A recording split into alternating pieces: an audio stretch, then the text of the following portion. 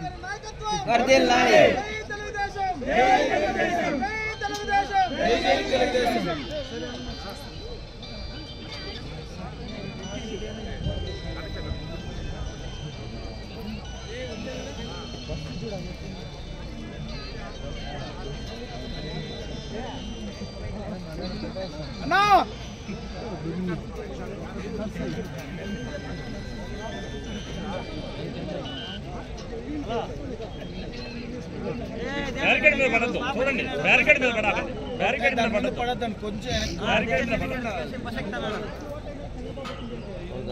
నిలబడండి, నిలబడదు.